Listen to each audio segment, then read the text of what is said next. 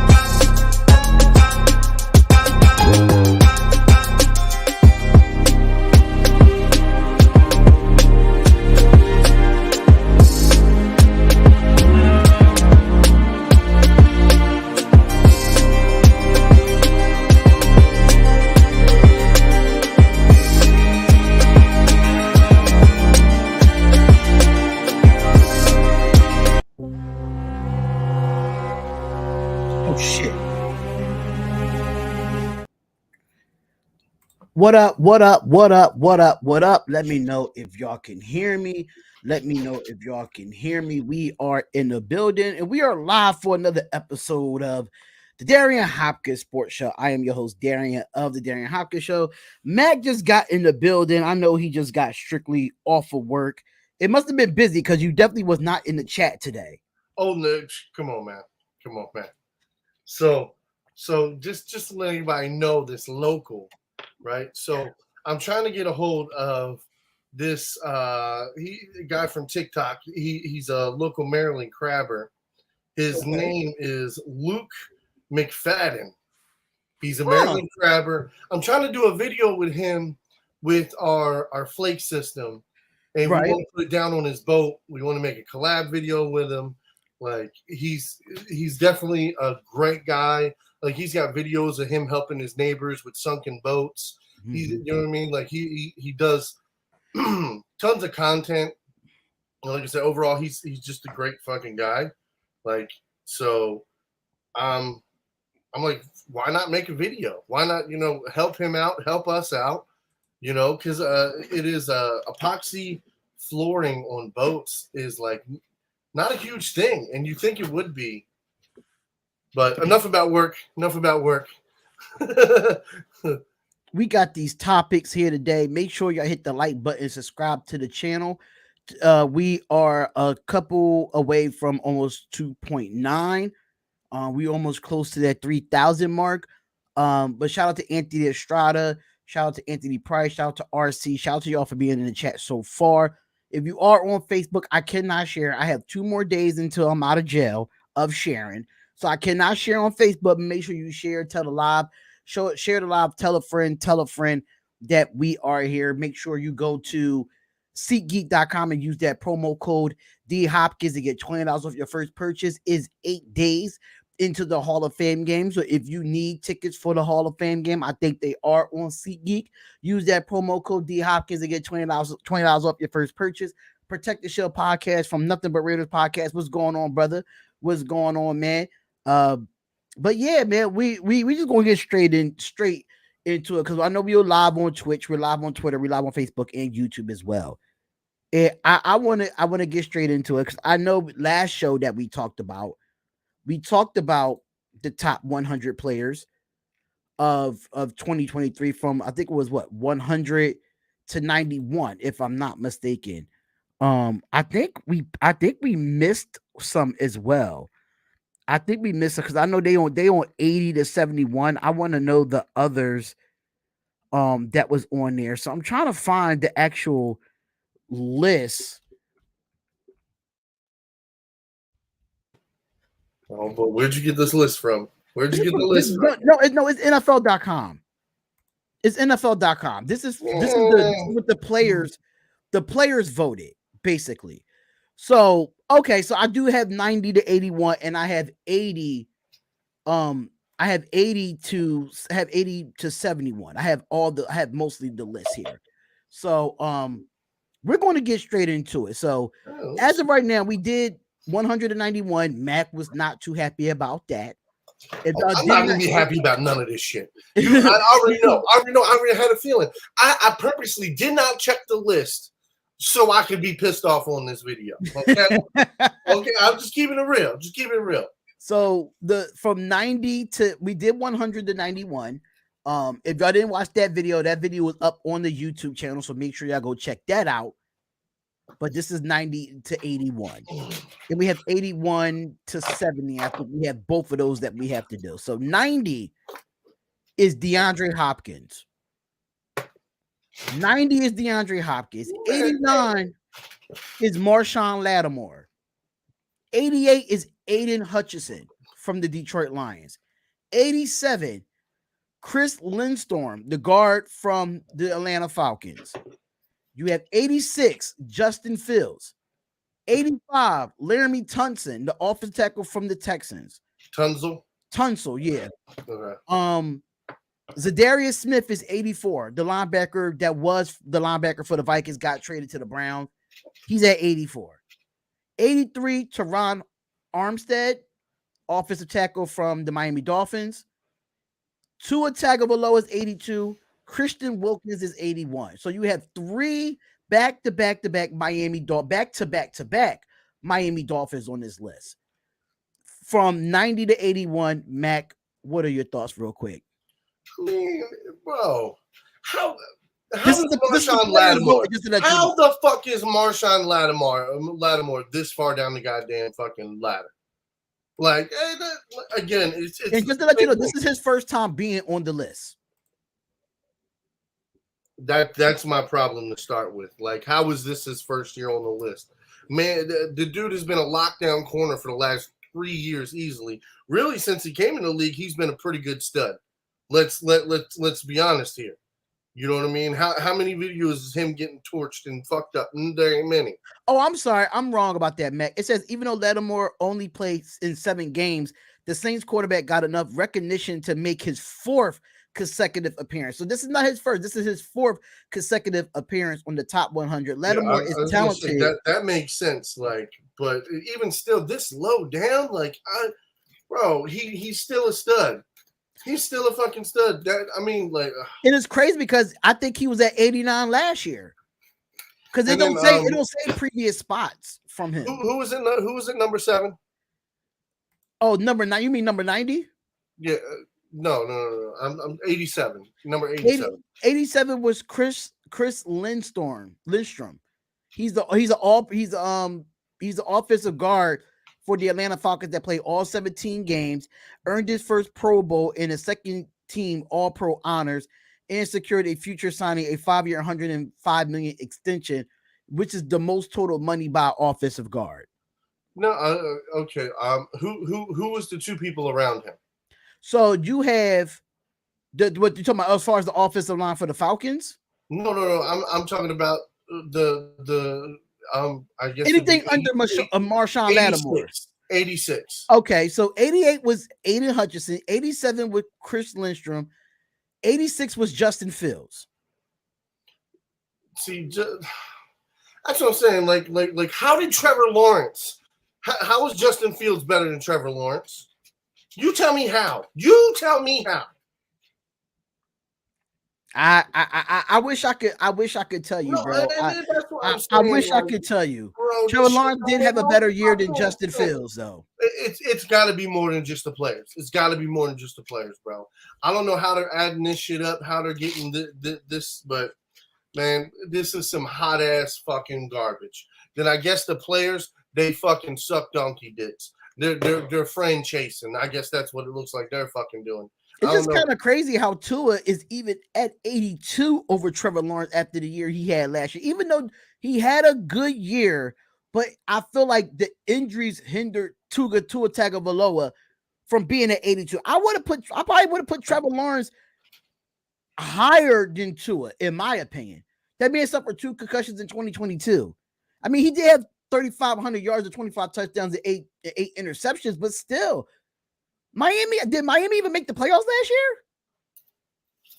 I mean, look, for me, none of that shit matters. Like all the other shit, we're looking at individualism. As an individual, like say you were to build the perfect fucking team. That's how I'm sitting here thinking about how these guys should be rating each other. Like if it's hands down individual, not what your team did, what you did with your team, like as an individual. Like, you know what I mean? Fantasy draft wise, you're telling me the top 100 guys, you know what I mean, that you can think of that you would want on your team. And these guys ain't even in the top 50. And like I said, there's a good case for a lot of these guys, whether they're Hutchinson, Lindstrom, you know, but some of these other guys, like, I think Trevor Lawrence should have been higher than Tua and Justin Fields, in my opinion.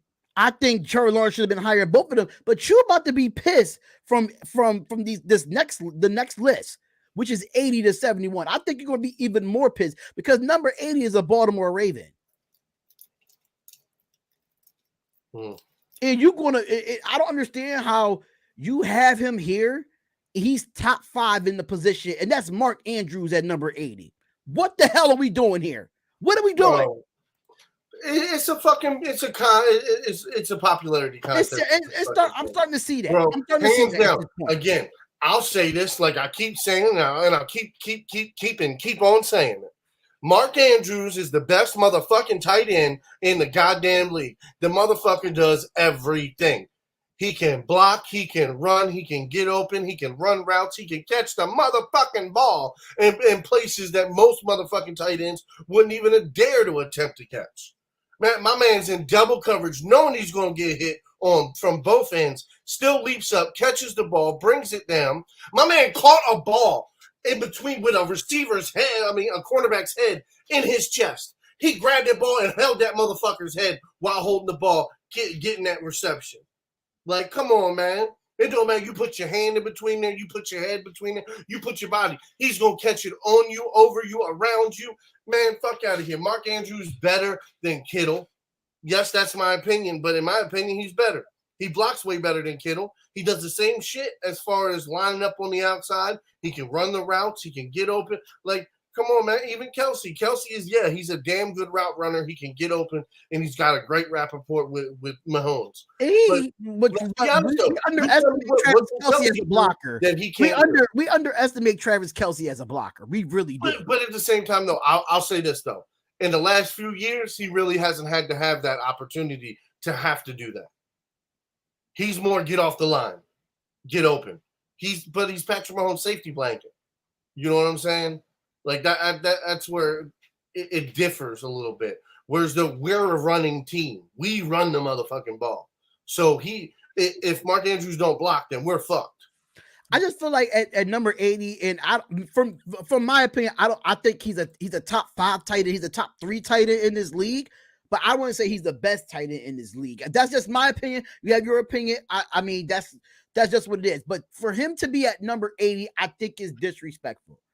I think it's pure disrespectful that he's at number 80 on this list. All I'm saying is, right, if Goddard is on this motherfucking list, I'm flipping. If any other tight end besides motherfucking Kittle and Kelsey is on this list, I'm fucking flipping. It don't make no motherfucking sense. So, and let's just go through 80 to 79 real quick. Of course, Mark Andrews. Then you had number 79, Dre Greenlaw, the linebacker from the San Francisco 49ers. Then you have Hufanga, which you raved about, the safety from the San Francisco 49ers. He's at 79. Geno Smith is at 77. Tariq Woolen, the cornerback from the Seahawks, is at 76. Trey Hendrickson, the defensive end from Cincinnati Bengals, at 75. The rookie from last year, Garrett Wilson, the wide receiver, is at 74. Buda Baker, the safety from the Arizona Cardinals, is at 73. You're about to be pissed about this again. Lamar Jackson's at 71. Lamar Jackson's at 71. And number 72. I'm sorry, 72. And DeForest Buckner, the defensive tackle from the Indianapolis Colts, is at 71. So if I'm gonna just reiterate this to everybody again. Mark Andrews at 80. Greenlaw from the 49ers is at 79. Hufanga is from the safety from the 49ers, 78. Geno Smith, 77. Tariq Woolen, corner from the Seahawks, 76. Trey Hendrickson, DN from the Bengals, 75. Garrett Wilson, wide receiver from the Jets, at 74. Buda Baker, the safety out of Arizona Cardinals, at 73. Lamar Jackson from the Baltimore Ravens at 72. And DeForest Buckner, defensive tackle, is at 71 of the Indianapolis Colts. This whole list is trash, bro. This whole list is trash. Like, get the fuck out of here. I mean, bro, nah, the motherfucker who made this shit needs to be slapped. It's really the NFL Network, and they made it by the players. So man, ain't no motherfucking way. Ain't no motherfucking way. Bro, listen. There's too many motherfuckers in the NFL over the last few years that have said Lamar Jackson gives defenses nightmares. Defensive coordinators, defensive players, cornerbacks, safeties, wide receiver, linebackers, you name it on the defensive. The bullshit with this fucking list. Again, all the Ravens are going to be in the back half. All the Ravens are going to be in the back half. They're not going to put not one fucking Raven. But do you think they put Lamar Jackson here because of his? I think they're going off of last season, and even though Lamar Jackson got hurt, who made the list? I want to know the players. I want to know the names, bro. Where is the names for this motherfucking list? I mean, hit up NFL Network. Go to NFL.com. I'm going to go get Twitter and call every one of these fucking players out. Bro, you're garbage. You don't know shit. You don't know shit. Whatever players made this fucking list and did this fucking pick, you're trash. You're garbage. Fuck you, you fanboy ass motherfucker, bro. That's what it is at the end of the day. That's why I want to get this. That's why I want to get this topic out the way first, because it's just ridiculous. Like the last couple of years, the fact you got Geno fucking Smith over Andrews. Hold up, Andrews has led the fucking league multiple years. Hold up, Mac. We going off of last year. Off of last year. That's why they got Geno Smith up here. We know what Geno Smith is capable of. We seen it before he went to Seattle. Lamar Jackson was in MVP talk. Let's keep it pimping. Let's keep it pimping. I get it. Past week 10. So you tell me a guy that went past week 10 as an MVP, and then again the winning percentage when he was playing, the teams he was beating. You gonna turn around and tell me this motherfucker's in what, the 70s? In the 70s? You telling me there's over 70 motherfuckers that y'all think is better than Lamar Jackson? I mean, we gotta wait for the list to keep coming out. I don't know, but I feel like Mark, at this point, I think everybody else on this list is where they need to be at, in my opinion. Besides Mark Andrews and Lamar Jackson, Geno Smith is where he's at. That's just where it is. I mean, he got that team to the playoffs without a Russell Wilson. He did really well for the Seattle Seahawks. He's better than Lawrence. He's better than Lawrence. This year they both play well. I would put Geno right now over Tua and Justin Fields, but I'm really conflicted of putting Lawrence over Geno Smith. But they're going off a base of last year, not the full career. They're going off based off last year's season. And Geno Smith had a great season last year. So did Lawrence. Okay. So in that fact, and in that case, then here's my take on that. Then why isn't Geno Smith higher than Lamar Jackson? See, I don't. That's what I'm saying. That's what I'm saying. I don't know. Then why isn't it? You know what I mean? Like if it's going off of last year's stats, like I thought this was just. I don't know if it's going off of last year's stats, but they go off of the season of last year. I don't know if it's going off stats or touchdowns or whatever. I know they're going off how players played last season, and Geno played well this past season. So I think keeping Geno right there is cool. But I think I'm not mad at where Geno's at. It's just like Trevor Lawrence should be fucking bumped up big time. Motherfucking again, like you have other guys like Hutchinson. It's great to see him on here. What is it? He going into his second year? Yeah, he's going into his second year, and he made it. And he was number 88. But that's what I'm saying. Like seeing guys like that on here, that makes sense for this position. But what I'm saying is that means that you're gonna reach for all the other guys.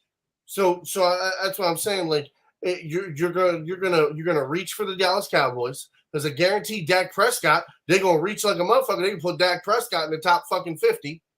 They're gonna sit there. They better not put Dak Prescott. Sit there and put fucking Then they're gonna try to hype up that motherfucking Cowboys defense. It's gonna be like 4 guys from the Cowboys defense. Then you have to turn around and hear the same bullshit about fucking multiple goddamn teams. The Bengals, multiple people. The Bengals gonna be all up there in the top motherfucking 20. And it's gonna be it's cherry picked at this point.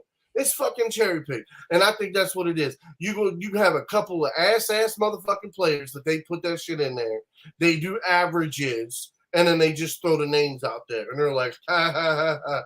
We gonna make sure all our guys get the top spots, and that's what it is at this point. Mark Andrews at this point in the game, he's been in the league for what 5-6 years now. 6 years, like the fuck. You don't respect him now. Now he still don't get no respect from his peers.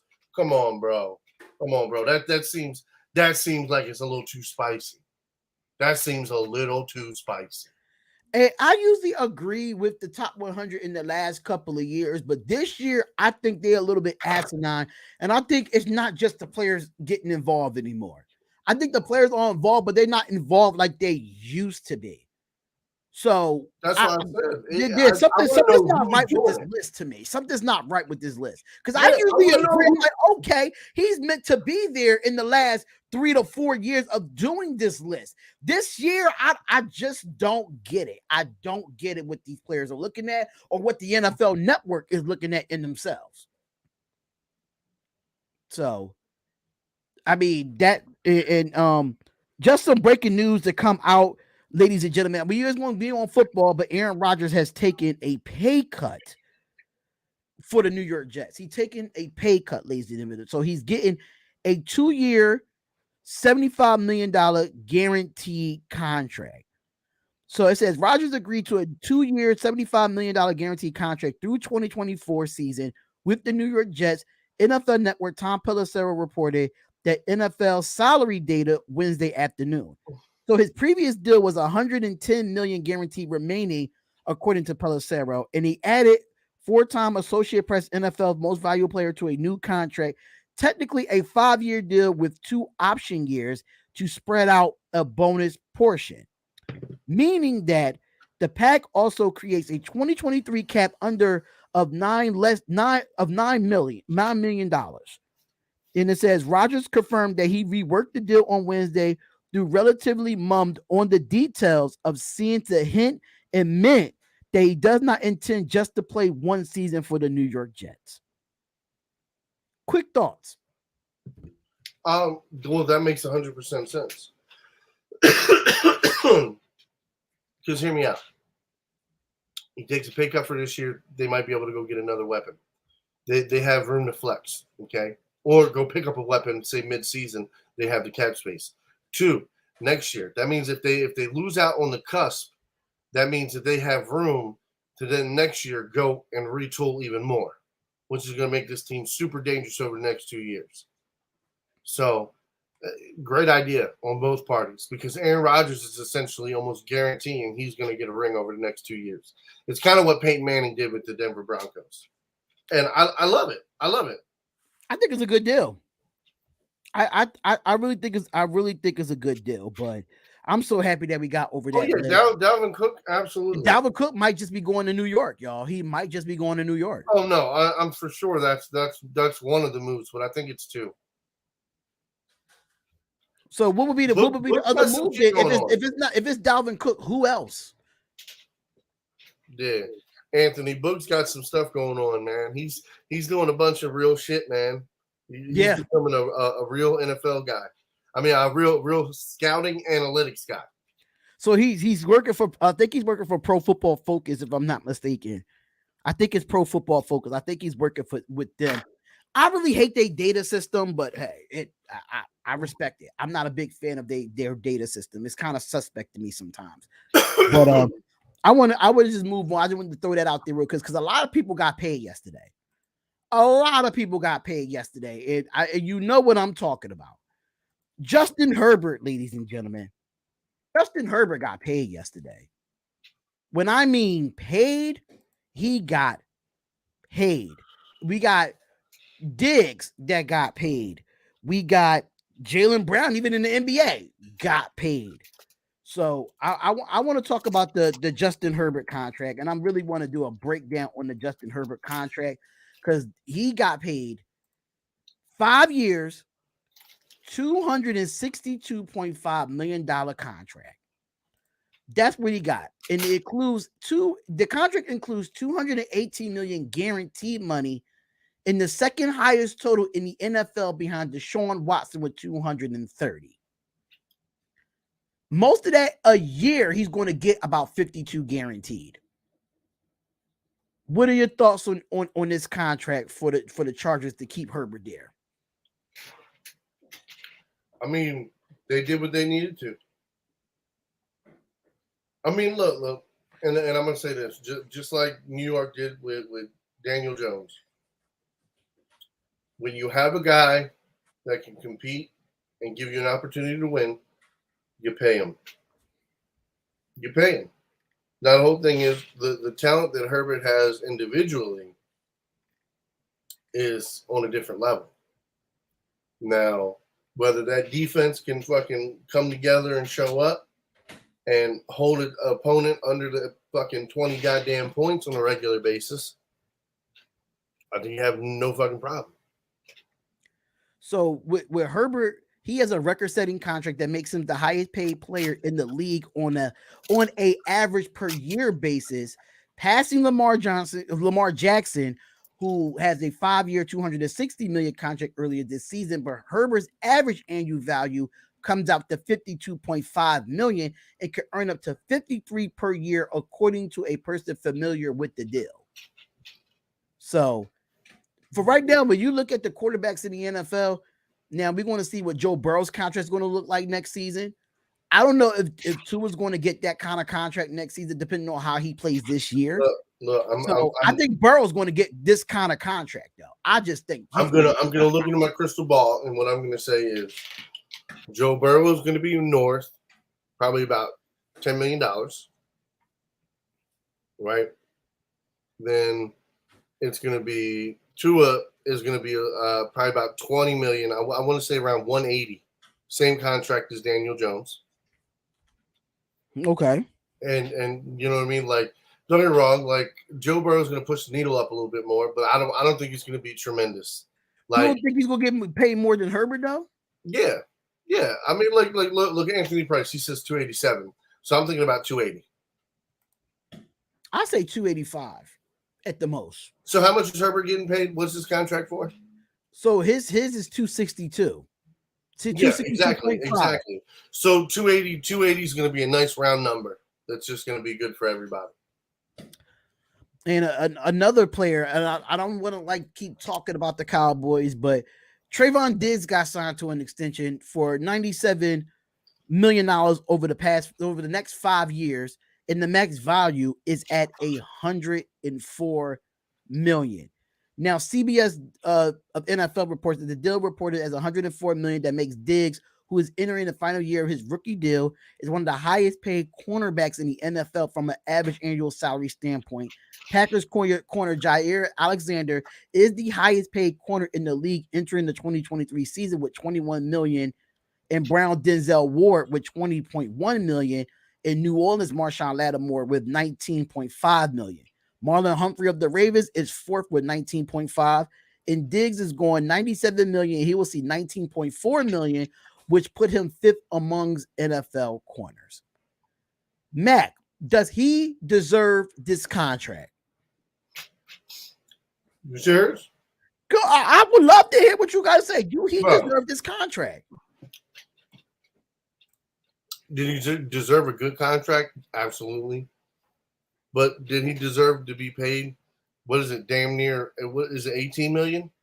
It's 19.4.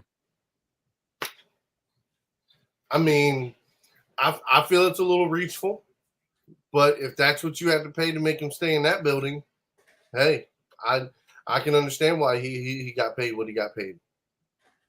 And if you want to look at his stats from last season, right? We want to, for me, and I'm going to be completely honest, when you only have 59 combined tackles, 9 assists, and only 3 interceptions on 10 yards in 2022, I understand if you would have gave him that in 2021 when he had 11 interceptions, cool. But you're giving him that off of 3 interceptions last season. And people need to fail to realize that Diggs he's a good corner, but he gets burnt a lot. Burnt heavily. So for me, I think it's not worthy of him to get this contract right now. After 2021, you had 11 interceptions, and then this past year, you only had 3. I think you still had to earn that money, in my opinion. So I just don't see him getting no. My whole thing is it comes to this. Like, what did you do to change them games? That's what I'm not talking about the good games. I'm not just talking about winning. I'm talking about losing. How did you participate in that loss? I don't know. I don't know what the Cowboys were seeing in that, but I guess they want to secure their top corner. Basically, that's what they want to do, is secure their top corner. So the Cowboys been overpaying players for the last 3 years. Agreed. I mean, they've been doing that a lot longer than 3 years, brother. True. True that. What's going on, Ignorant Thinkers Podcast? What's going on, brother? But we didn't get a chance to talk about it, but Saquon Barkley. And I couldn't wait to get on here and talk about it. I couldn't wait. I know we talked about it on the last show, how they had a Zoom call about how running backs are not getting paid. They had like their own committee or whatever. But Saquon Barkley, the following day, which was yesterday, he signed a 1 year up to $11 million, and it gives him a chance to beat the franchise tag, and he gets a $2 million signing bonus. Do you feel like do you feel like he was still kind of lowballed in this contract, or he just want to be like, fuck it, I just want to play football, and I'll look at the market next season? This was a good faith contract. That's what this was. This is 100% good faith contract. Giants said, look, we want you to play. We're going to give you your money, right? We're going to give you your $2 million signing bonus as soon as you sign it. And then you'll have the opportunity to make $11 million, right? So you're just a few $1 million under the, you know what I mean? A little more than a few, but considering what you were going to take home and now what you're taking home. And then here's the thing. You show off, you do your fucking thing this season, you stay healthy, we'll sign you a top contract. I'm telling you, it's 100% a good faith contract. I don't think it's a good faith contract. And I just feel like for what you put your body through and what you do at the running back position to only get a 1 year, $11 million, you could have made that 2 years. You could have made that 3 years and $11 million guaranteed. Will you give this man Daniel Jones that have not done shit in the NFL almost $30 million guaranteed as a quarterback? Absolutely not. Bro, I think he lowballed. I think he really lowballed. That's super lowball. That's super lowball because it should have been $16 million off brick. But that's the same upsetting thing with the Raiders and Josh Jacobs. Now, Josh Jacobs' situation and the Raiders' situation is a little bit different because the Giants have money. No. I understand. I understand that's the difference. But the whole thing is, though, the Raiders can make money. They could make money. There's a handful of guys on the roster right now that they owe nothing against, and they could trade out. Now, granted, they would have to go with a couple unproven players, which really wouldn't help the overall outcome. But I mean, there's ways of paying him. I'm just, let's be honest. That's all. Well, I mean, they did make some cap space availability in reconstructing Jacoby Myers' contract.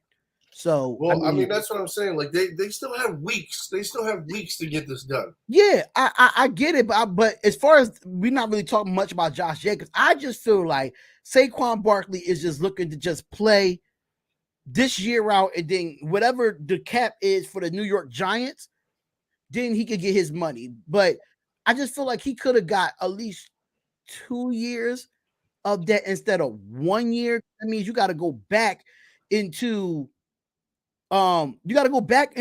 negotiations next season. And we know a Giants fan that's coming up here right now can give us more detail into it. And that's my boy James from No Mercy Sports. What's going on, man?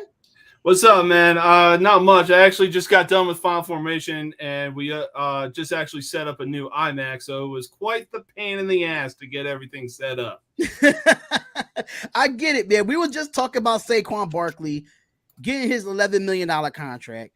I think he sold out. I think he's worth more than that. He got Saquon.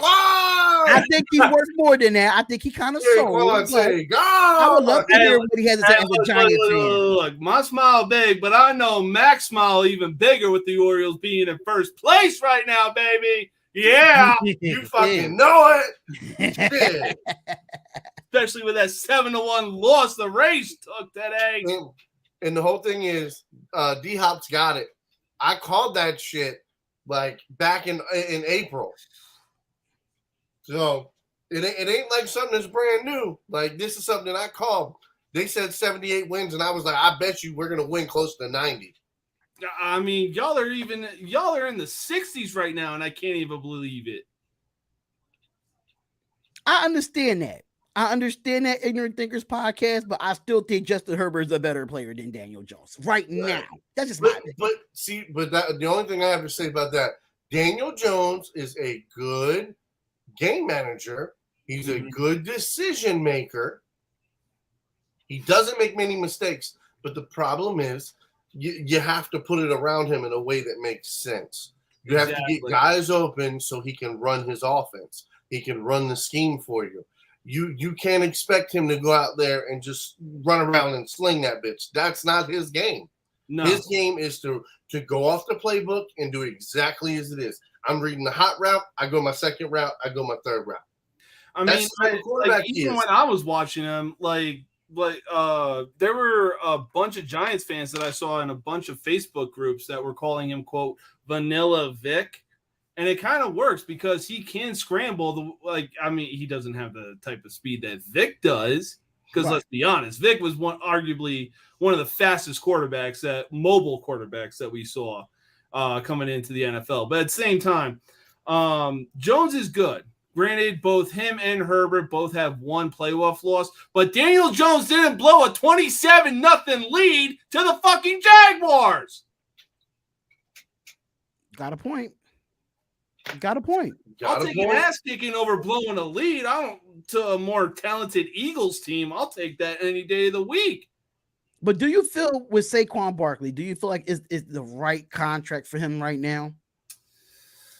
Oh, man.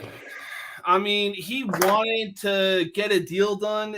He got a deal done, but at the same time, I really feel like he should have signed that whole franchise tag because he made up for a good chunk of their offense this past season.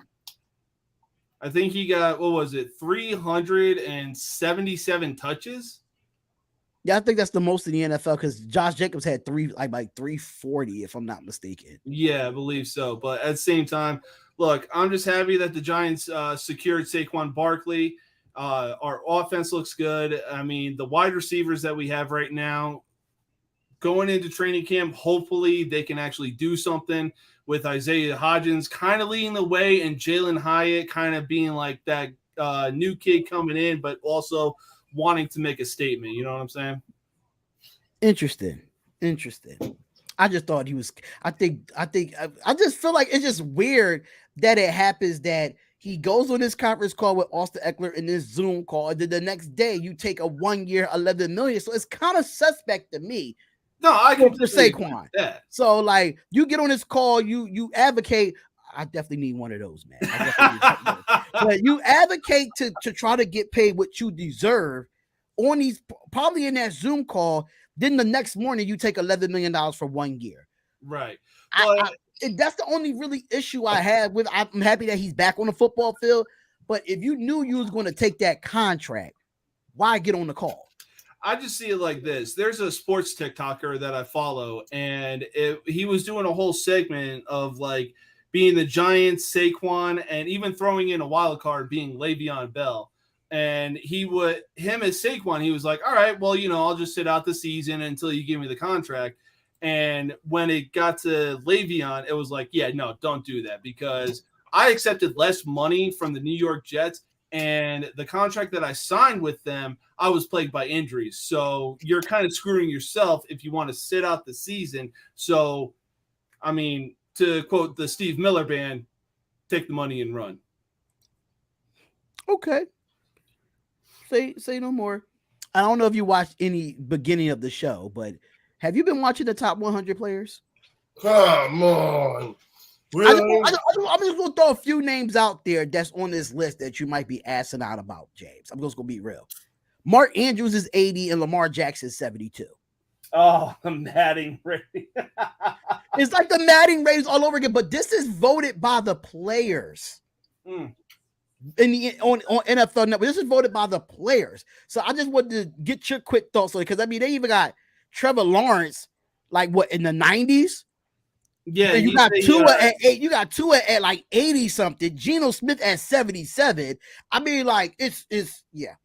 I will put the whole list out there. Yeah, like he was the comeback player of the year, so it's kind of understandable. We never really got to see him kind of live up to that full potential. You had Trevor Lawrence in the 90s. I mean, Marlon I guess we're Humphrey going off in the 90s. What they did this season, and he led the Jaguars to a playoff win. Granted, I don't agree with Justin Fields being, like an 85, 86. Yeah, like he's 86. Oh my God. That man was Harry Houdini on the field the amount of times he was running. Like I said, he was running from the cops all year. That's a modern day Vic if I've ever seen it. He was running from the cops all year with Justin Fields. God. So I just wanted to get, throw that out there real quick. Justin Herbert got his money, $262.5 million. And then Trevon Diggs, I feel like for me, I don't think he deserved that $95 million contract that's up to $104 million because the man only had 3 interceptions last year compared to his 2021 season, and he gets burnt all the time. So I just felt like he didn't deserve that type of money. I mean, if he continues the same way that he continues to play, he could be another Eli Apple. The amount of times that he gets burned. Yeah. Who? Eli Apple. Exactly. Oh yeah, I forgot. No. I forgot. But on some real shit. I was referring to who are you guys comparing to Eli Apple? No, it wasn't comparing. It was Trevon Diggs. Oh. But even Terry McLaurin was in the 90s too, James, just to let you know. Terry McLaurin from the Washington Commanders was in the 90s. Yeah. How you put Terry McLaurin in the fucking 90s? Yo, that's gonna turn red, yo. If I knew I wouldn't break this desk, I'd pound that motherfucker. All right, so I want to switch over to some NBA real quick because I want to talk about Jaylen Brown, ladies and gentlemen. Jaylen Brown has a 5-year, $304 million super max extension. Mac, finish that Jack Daniels good, whatever it is, because I would love to hear your thoughts that he's the highest paid player of all time. Or the Smirnoff Ice, okay, but no. I got both. Oh, listen. He's gonna be lit tonight. He's gonna be lit, but I need to hear your thoughts about this, man, because I go ahead, Mac. I'm gonna go last on this one, man. You know, of course, it had to be the Boston Celtics. You know what I mean? And then on top of that, like, this clearly sends a message. Because if it doesn't send a message, then you done fucked up. Because then you should have paid him exactly what the other one was getting paid. Now you paid him more than Tatum. What does that mean? Now that means that's my superstar. That's my guy. So what happens with Tatum? The question is he worthy of this contract? Is he worthy of this contract? Is the question. All I'm saying is 76ers, look out. You got a new guy on the block. Oh my God. Oh, listen to me. Let's not get it fucked up. You tell me, listen to me. They can package a real nice package to the 76ers to get Embiid. And then what do? Then you turn around, you set up another package to go get what? Go get Dame Lillard. I don't know. It's a 3-team trade, baby. It's a 3-team trade. I mean, and you know what? It could be a 4-team trade because Miami might get in the mix to go grab somebody. I mean, Miami needs that kind of like LeBron James height-wise kind of player to make those kind of plays. And granted, Jimmy Butler, as much of a dog that he is, he can't like consistently get it done and like basically carry a team on his back with him getting up there in age. So, I mean, if a deal were to work out to send Tatum to the Heat. Listen, hold on. I got a question for you. Do you think if the Lakers would have beat the Nuggets, right? Do you think the Lakers would have won the championship? Or do you think the Miami Heat would have fucked them up? I think the Miami Heat would have fucked them up. Like, granted, okay. LeBron did. I just want to understand. So to me, it's like this. Like team ball will always beat individual ball. Yeah. So if you have one or two individual stars that are individual stars, and I think you guys both know what I mean when I say that, versus 2 or 3 guys that are great players and they're team players, which makes them always are going to be better. Because team ball will always beat superstars. Like we've seen it time and time again. Now, granted, certain teams, super teams are super teams. Eventually, they will win. I mean, look at the San Antonio Spurs. They essentially somewhat dominated the early and mid 2000s. Oh, for sure. Absolutely. Without a shadow of a fucking doubt. Like, bro. But I will tell you this. They had the absolute motherfucking unfair advantage of having Manu Ginobili. I will say this. The original Euro step himself. It's much more than that. Because without him, what is their win-loss for championships? Ooh, that's a good question. But that's really tough to do because he was so mixed in with that team. He was a 6th man at one time. Then he was a starter. So he was. It's really hard to. And then there were seasons where he didn't play the whole season, coming in the playoffs and fucking dominate. He was just that good. But for me, when it comes to that's what I'm saying, bro. Like on some real shit. Like it's. But for me, for Jaylen Brown, though, I'm sorry. I he's mean, not better than Jason Tatum. He should not be getting paid more than Jason Tatum. I mean, I understand. I want to get into it because this man only played 67 games, 26.6 points. He shot 49% from the field, but he was 33% from the field with 6 rebounds, 3 assists, and 1 steal.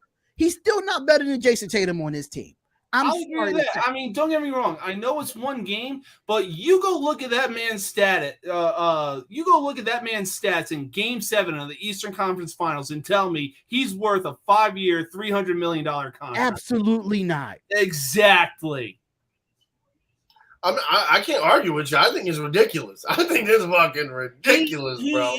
He is ridiculous. Like the kind of plays that he can make with the assists and the kind of scoring that he can produce, it's undeniable. But it really ultimately just goes back to the one game that it just goes back to Game 7 of the Eastern Conference Finals where he shit a brick. I mean, it's not even that. Here's my whole thing about them two. Okay, there was no true leader. There's no true leader between the two. There's no true point guard. There's not no true point guard. Yep. And that's the fucking truth about it. Like, I mean, they both play the same position. They both play the same type of game. Right. Now I will tell you this from actually watching the regular season and watching them guys turn it on and turn it off and going back and forth. Like, bro, when Brown turns it on and he's the fucking leader of that damn team, he can fucking play lights out. Oh, absolutely. Right. Like you're talking about he's having 30-plus point games and it's a win. Mm-hmm. It's a fucking win. Yeah. Whereas though you've had plenty of Tatum fucking 30-point games with an L. Yeah. So that's the only thing I'm gonna say. So if you're gonna give him more money, then you better I expect more from a Celtics fan. Like I do. I support the team. I like watching the Celtics. I like rooting for the fucking Celtics. So the whole thing is just like, again, who's your leader, bro? Who's your fucking leader? Exactly. That's what you're honestly missing. And I think that was a big thing with the coach. That's why I was so upset with the damn coach. Because it was like, if you don't have a leader on the court, you need to be the fucking leader. Exactly. And I just feel bad for the Boston Celtics at this point because they didn't address the point guard position. For real. And now you gotta have one of them bring the ball up or be the predominantly, ball handler at that time. So I just feel like Jaylen Brown is not just to be spicy. Worth that. If Doc Rivers was the coach of the Boston Celtics this year, I think they win the fucking championship. And you know what? I'm right with you on that. I think if they would have had a level-headed actual fucking coach that coached the team. Him and Marcus Smart would have been fucking on one. I mean, don't get me wrong. Like, I'll give you Doc Rivers, but I think if Ime Udoka still stuck around, the Celtics would have definitely been hoisting up that trophy. No, I mean, I want to say that, but that again, that's a little too. I'm telling you right now. Well, that's a little too spicy. Watch what he does in Houston. Boston's going to regret it. Watch what he does in Houston. I'm not saying they're going to be a playoff team, but they're going to be way better than they was the last 2 or 3 years with the squad that they drafted and got into free agency. I like Houston. They have such a young squad. It's not even funny. I'm taking the Pistons. I'm taking the fucking Pistons. That's my hot take. I don't have no issue with that either. I think Houston and Detroit is right where they want to be. Young with great coaches. I love it. I love it. Facts. Well, hold on. You can't call what's his name a great coach yet. He went to the NBA Finals. I mean, did he win? He didn't. Of course, he's not going to win. He didn't win against Golden State. To the finals. He got there. He got there when nobody expected him to be there. But look at the talent on that roster, though. That roster had hella talent. As soon as Giannis Antetokounmpo came back, it was game over for the Phoenix. And then on top of that, Monty Williams went to the finals too and lost to Milwaukee. So what's the difference? I didn't call him a great coach. I think they're 2 great coaches right now in this league. You can put them on any team and they can revamp a squad. That's just me. I just think when it comes to actually coaching basketball, those 2 are great at what they do. I think Monty Williams, I give him much more respect for all the time he spent in the league, around the league, coaching in the league, being an assistant in the league. But that's why I give him more kudos. Did Ime Udoka come off under Popovich's coaching staff, if I'm not mistaken? Did he really? I think he was under Popovich's coaching staff. I have no clue. Let's find out. Let's find out real quickly. I'll be right back. Let's see his coaching career as of right now. So I know he coached for the Boston Celtics. I thought he came in under Brad Stevens with the Boston Celtics. He came in as an assistant. Oh, he played for Popovich. He didn't coach under Popovich. He played for Popovich. Mm-hmm. Oh, actually, no, I'm wrong. In 2012 to 2019, he was under the San Antonio Spurs as an assistant. From 2012 to 2019, he was under the 76ers from 2019 to 2020 as an assistant. In 2020 to 2021 with the Brooklyn Nets as an assistant. And then 2021 to 2023, he was with the Boston Celtics, and now he's with the Houston Rockets. So, I mean, he has a good coaching career. He's been in the league. It's just that nobody really knew who he was. Like, Monty Williams is more of a popular name than Udoka, but he's been in the league. So, from 2012 to 2019, he was under Popovich. Okay. So, people are sleeping on the Kings. I'm not sleeping on the Kings. I just feel like as a young squad, the way the Pistons and the Rockets did in the offseason, I like the way what they did in the offseason as far as drafting, free agency, and stuff of that nature. So I'm not sleeping on the Kings. I think the Kings. Yeah, but see, that's what I'm saying. The Kings really didn't have to do much to upgrade. They got their guys playoff experience. Right. They got to the show. Plus, you know what I mean? They showed up when they played. Leading the way. Yeah, I think if Sabonis, Sabonis he got to get better for me. Is he the point guard? He's the point guard. The guy. Oh my God, why can't I think of his name? The point guard for the Kings? Yeah. Was it De'Aaron Fox? There you go, Fox, bro. That's what I said. I said De'Aaron Fox. Yeah, De'Aaron Fox. I didn't hear you, but okay. no, bro, fucking dude, he is a fucking stud. I think he's been underrated for a minute, and I think this year coming out, bro. Kansas? Huh? Didn't De'Aaron Fox go to Kansas? He went to Kansas, yup.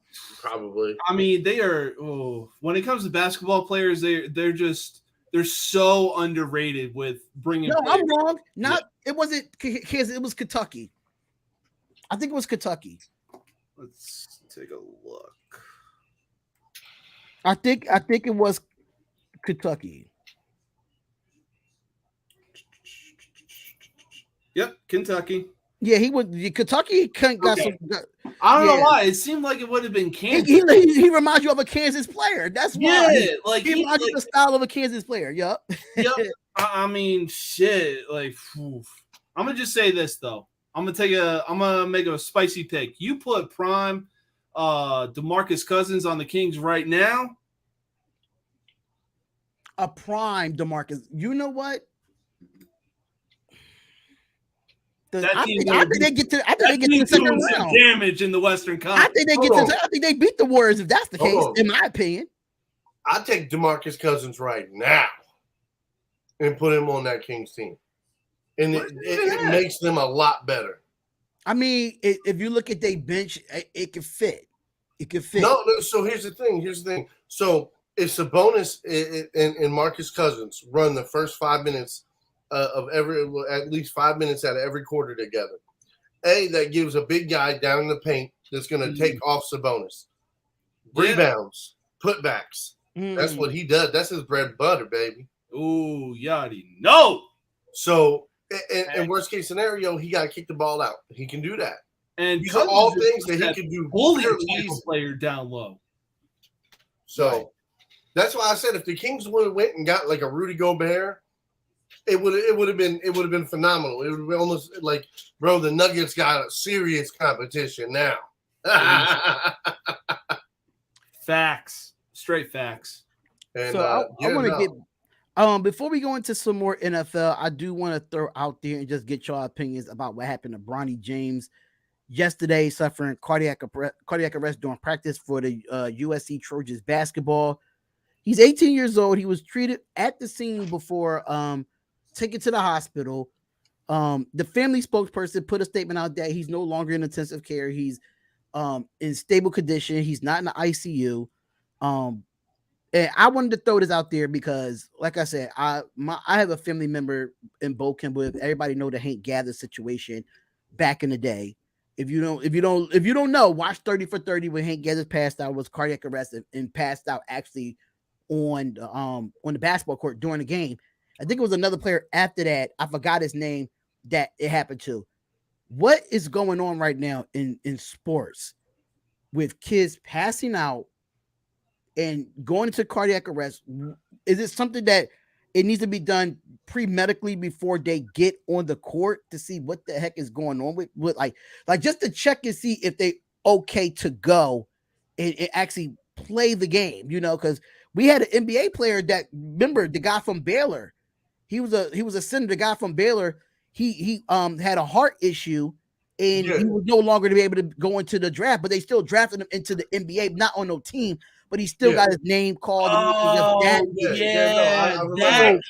the whole thing. Right? So what you think that needs to happen now?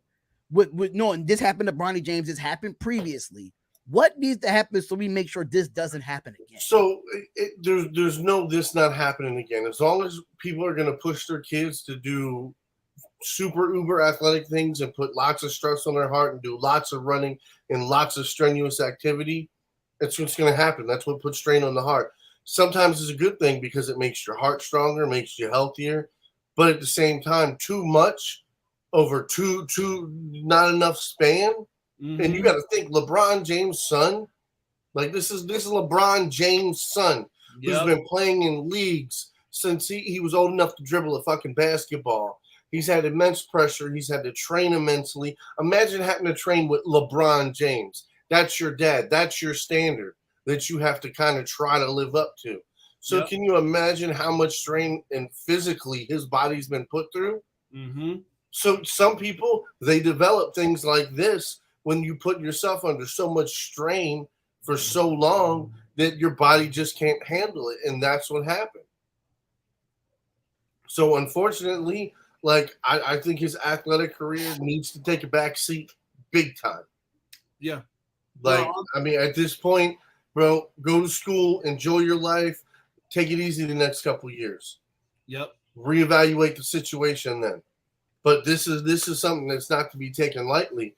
And that's why I think like a lot of people, the travel ball, the extra this, extra that, having your kid in 4 leagues a year.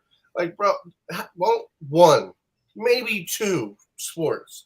That's it. That's all. Like, your kid doesn't need to be in every sport. Your kid doesn't need to be the perfect athlete. And you know what I mean? Like, he doesn't need to be doing every basketball summer camp as soon as basketball season is over.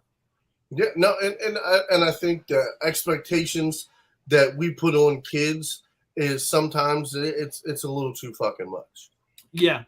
Like, I have to attest to that. As me being a former coach, coaching kids back in the day, I don't like one thing about me, like, oh, why you don't push these kids too hard? Number one, when it's hot outside around this time of the year, when these kids are practicing, I'm not running them into the ground. Especially, mind you, the highest I ever coached was like 14-year-olds. But if I'm coaching like 8 or 9-year-olds, I'm not pushing them that hard.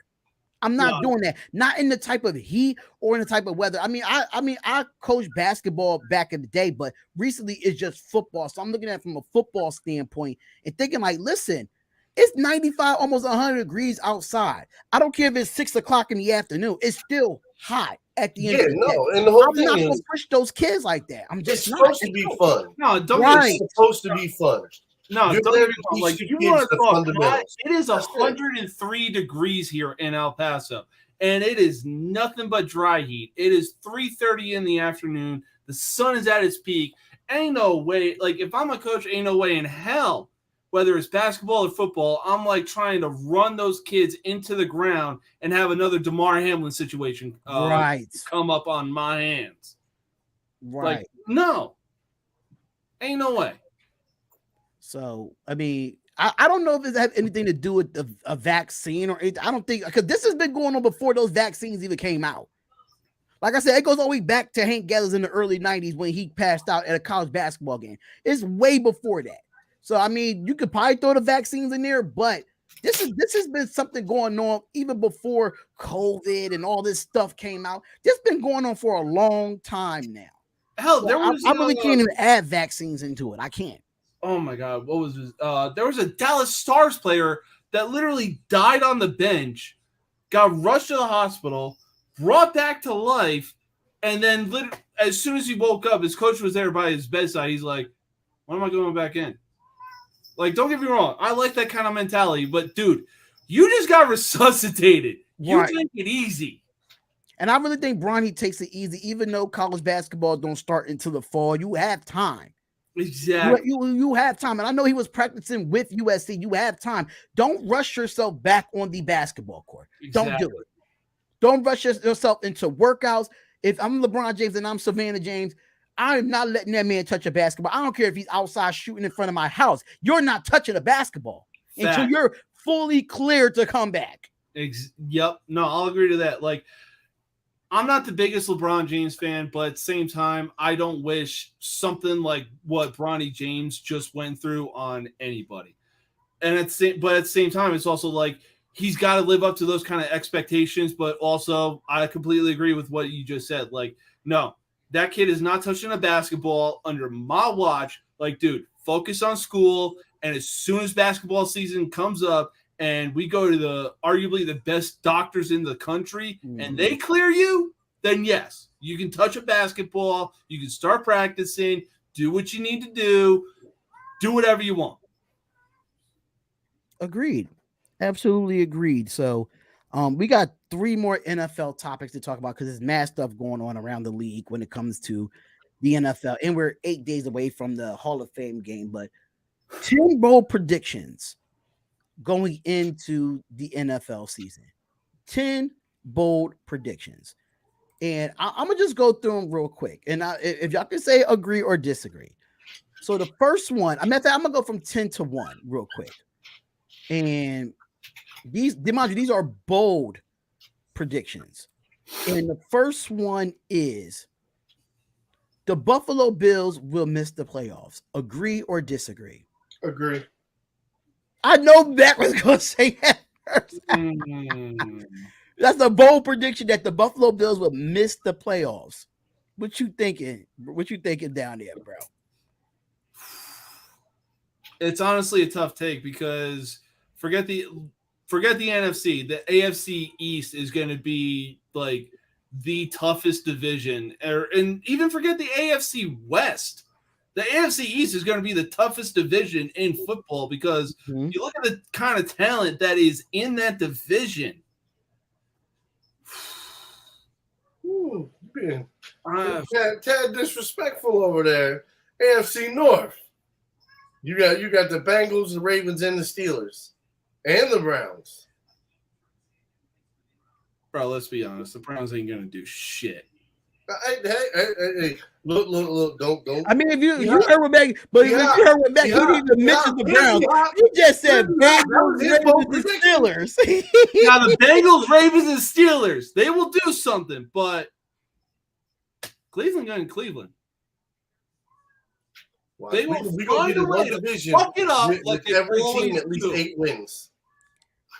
All right, so the Browns are just going to find a way to fuck it up like they always do. They get, I swear to God, every quarterback that came through that organization, every Browns fan got down on their hands and knees and like, oh, this is our quarter. No, the fuck it wasn't.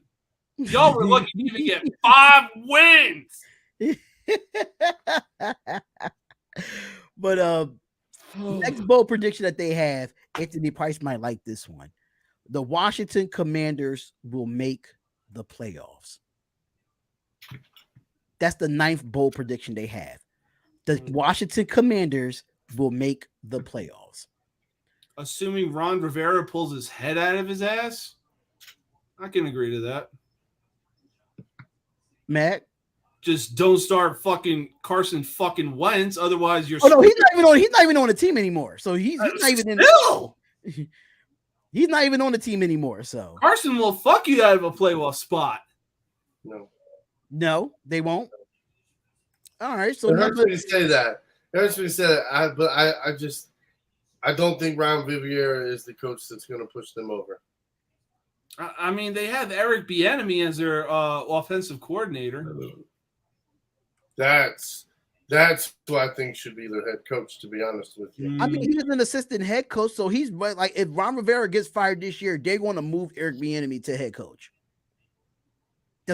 I can see that happening. You made him an assistant head coach for a reason. Yeah, you want to see what his offense can do. Right. What can he do offensively? Yep. And if he can put that offense, even if he sniffs the playoffs and has a handful of really good games throughout the season, I think that's enough to take that head coaching position and let him run that whole team. But with Ron Rivera as the head coach, do I think they get into the playoffs? No, not just because of the competition that they have going against them.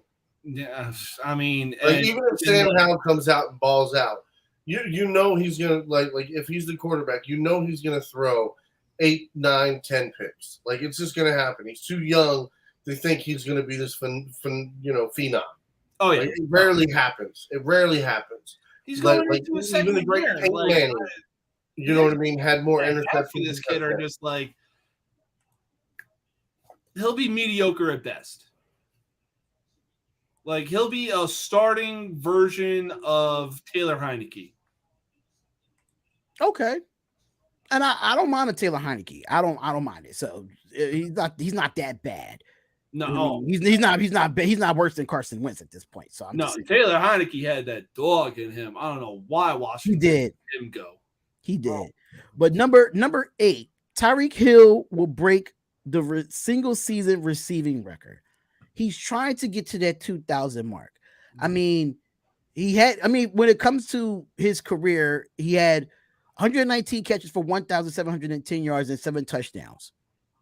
Will he break the single season receiving record of trying to get to the goal of 2,000 receiving yards? Who's supposed to do that? Tyreek Hill. No. I say he does, but that's assuming that Tua actually stays healthy. That's what I was about to get to.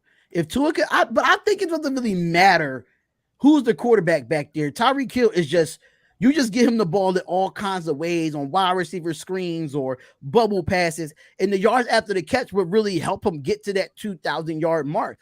I think it's possible, but does it? No.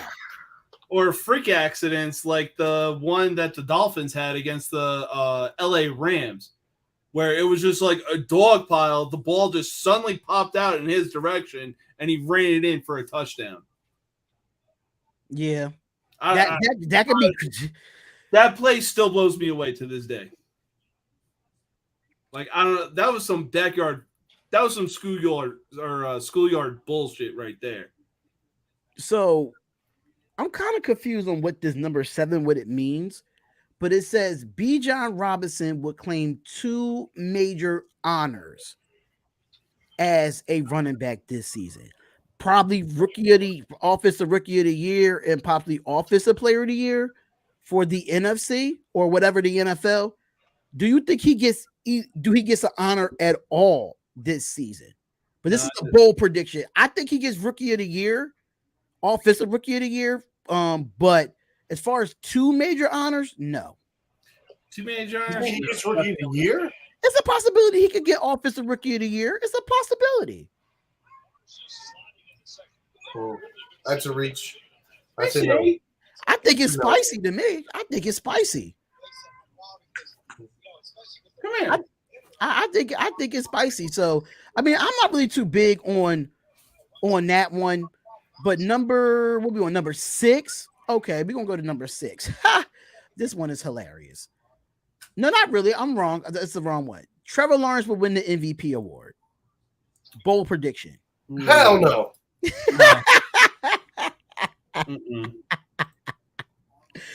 Okay. The players that he's got to go up against, even in the AFC. And Cal Ripken's going to unretire and lead the league in RBIs. Number 5, the Arizona Cardinals post they league's first 0-17 record. No. Definitely. I mean, I don't even know who they have in Arizona to not go 0-17. I mean, I don't know who they have. Number 4, Houston Texans will be a surprise playoff contender. Now think about it. They are in the AFC South. No, because it's not a surprise. One of the worst divisions in the AFC. In the AFC South. But outside of the Jacksonville Jaguars, that division is up for grabs. I mean, it's what happened, man? Most likely get into the wild card game. Oh, I didn't hear you because you kind of like went out, so I didn't hear you. Can you hear me? Yeah, we can hear you now. We can hear you now, yeah. So, for me, that's not a spicy pick because I'm picking the Texans to get in on the wild card.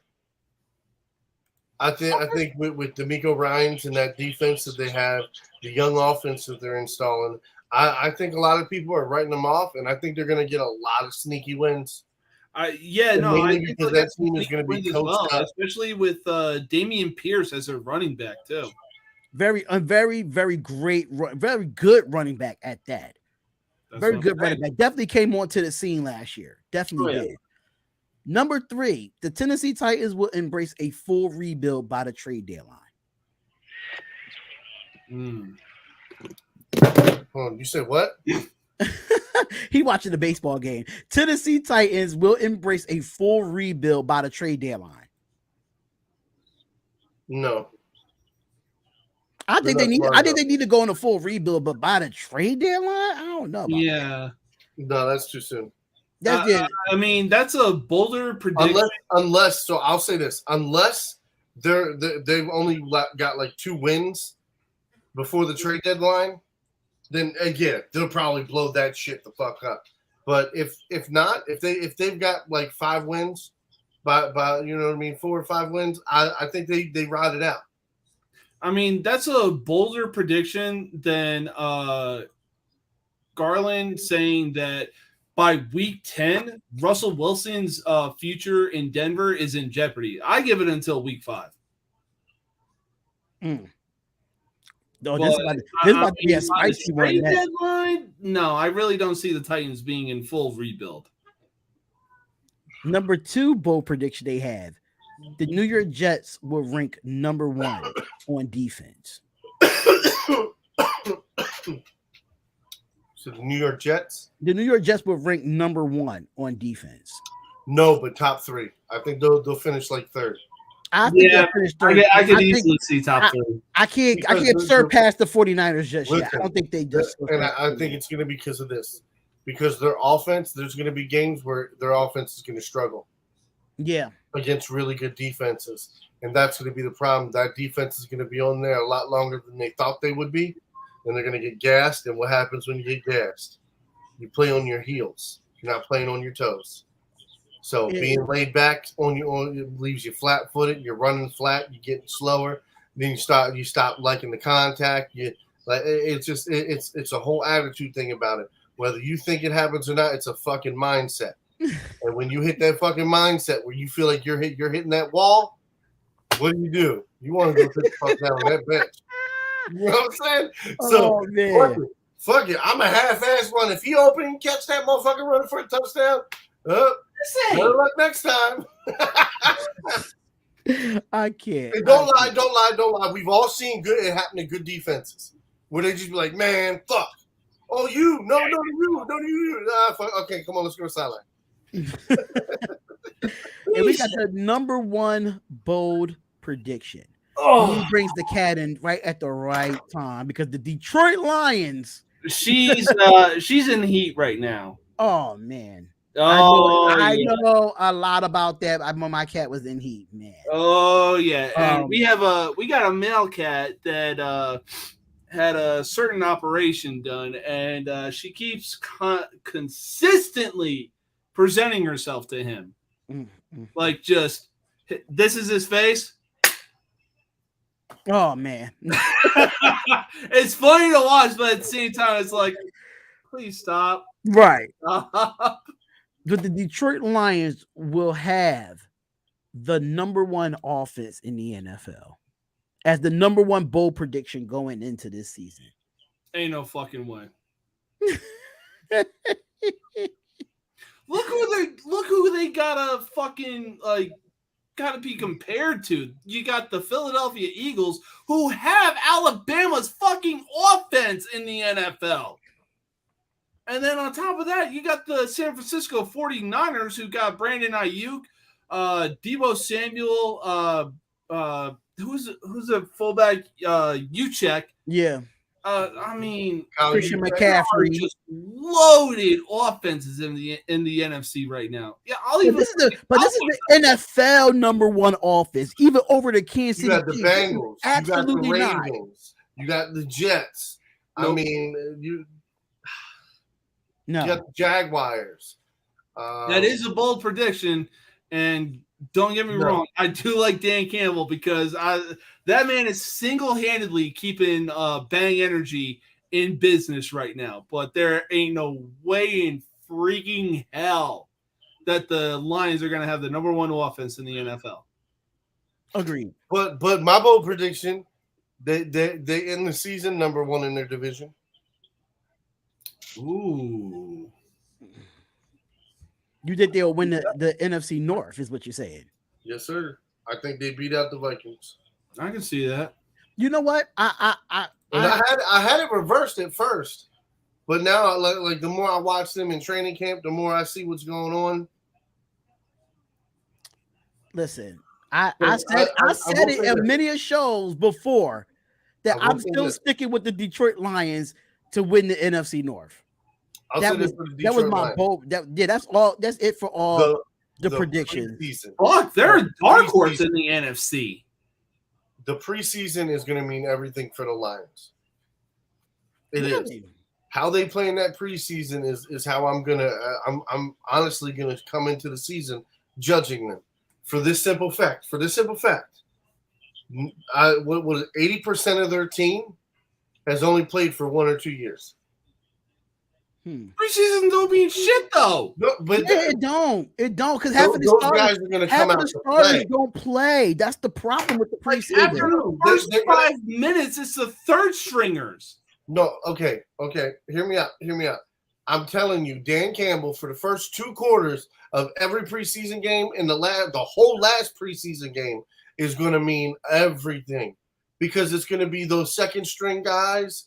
Those guys that are getting their first NFL snaps and getting their feet wet, those are the guys that are going to have to step up and play in certain positions at certain times throughout the season. So that's why I'm saying, like, that's going to be the most important. The guys who shine on those games, and whether they win those games or they lose those games through how, granted, you know what I mean? Like, don't get me wrong, if the other team is fucking, you know what I mean, blitzkrieging your fucking defense because you've got a 4-stringer out there, that's not what I'm looking at. I'm looking at that linebacker that's playing second or third string that more likely is going to play special teams. He's gonna play some snaps if somebody gets hurt. That's why I'm saying, like, it's going to be super important for the Lions because most of their guys are young. So you're going to get a lot of looks at a lot of young guys there. And I think that's why their preseason is going to be phenomenal. And it's going to mean a lot on how I judge them going into the season. Because by what is it, the third? No, yeah, that's right. It's 3 games, not 4. So by that third game where you get to see the first team run that whole first 2-3 quarters, that's what I'm excited for. Unless what is that? Unless they score back to back and then they get off the field. Yeah, basically. Yeah, but that was all the 10 bold predictions. I think there was some crazy bold predictions in this top 10, honestly. But the Lions being the number 1 offense in the NFL, that whoever made that bold statement up, you must have did a lot of data, a lot of research to try to figure out why the Lions would have the number 1 offense in the NFL. Honestly, it had to have been fucking former Lions quarterback Dan Orlovsky. The one man that would unknowingly run out of the freaking end zone, causing a safety against the fucking Vikings. And you know how many times he's had that card pulled on his ass? Where motherfuckers will sit there and talk shit. They even pulled it on ESPN when he was even on shows. They pulled it out on him there. I can't believe he was so stupid to do that. And they'd be like, oh, run that play. Oh, for the end zone.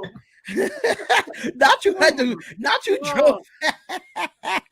Honestly, it just blows me away that ESPN will hire NFL people from the NFL to like. It's like trying to take Kendrick Perkins serious as an NBA analyst. It's like, dude, you averaged a single triple throughout your entire career. You only averaged 10 points once or twice. How the hell are we supposed to expect to take Darren Orlovsky seriously as an NFL analyst? You can't take him. Here's my whole thing is, I think if they went out after the right kind of guys to do call shows, like, bro, you're telling me I'd rather hear Marshawn Lynch. Yeah. Call a fucking game.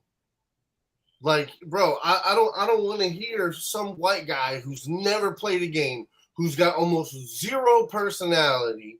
He's very monotone, and he's going to call the play by play, and he's going to say it just like this every single time as the ball goes down the field, and it's a run to the right.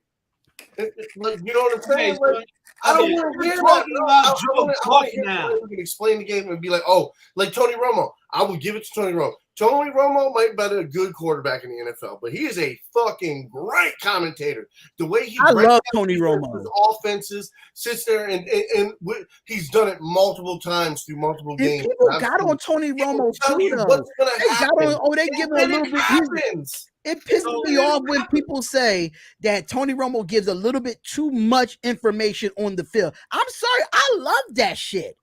So, what do you think John Madden did? So to me, Tony Romo is to the NFL broadcasting to what MLB commentator Matt Vasgersian is to baseball. The dude makes the game exciting. He gets you interested. He keeps you on the edge of your seat. Like, he's head and above. Like, he's just head and above everybody else when it comes to the commentating world, both him and Romo. And what else makes good about Tony Romo when it comes to scenarios when the game is on the line? Oh, how they want to do this? How they want to do that? If a lot of people don't know the game of football, you will learn the game of football watching Tony Romo commentate. Yeah, basically, you would. Yeah. I mean, listen, like I said, it throws it all the way back to the John Madden days. John Madden was one of the only guys who actually know football, X's and O's.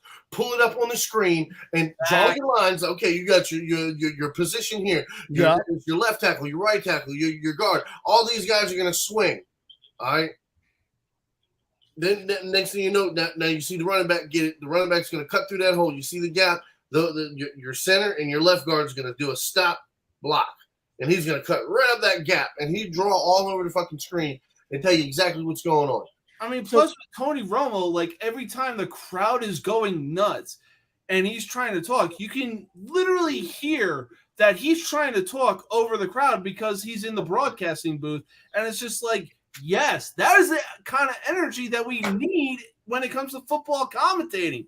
The crowd is going nuts. You're trying to make a point. Talk over them. Don't be so monotone. Joe Buck. You know what though? I don't like Joe Buck when it comes to commentating, but when it comes to a big play in the NFL, his voice is a little different when a big play happens. Of motherfuckers that we all hate. All right, what was his name? Booger McPherson. Booger McFarland. Bro, I have never heard a more. No, I don't think was he ever a commentator during the game. I thought he was just like that third wheel. Like he was not really in the commentating. Oh my God, I can't believe they ran the ball again. Like, bro, I mean, I'm just. He's one of those guys that he's like a Joe Buck. He says the most obvious shit you could say But it's because he's something reading about from a Joe fucking Buck, though, Mac. teleprompter. Because it's like, where is your knowledge at, sir? Where is your own opinion? Where's your own thoughts? Where's your own? Here's the thing Let me with know me, your knowledge. You have zero knowledge. You're reading off a fucking prompter. That's No, what you're doing. but the thing about Here's it, the when it thing comes with to Booker and Joe Buck, though, when it comes to crunch time, Joe Buck, well, like recently, he's actually gotten excited about the game. Right. That's what I was getting. So to. Listen to me.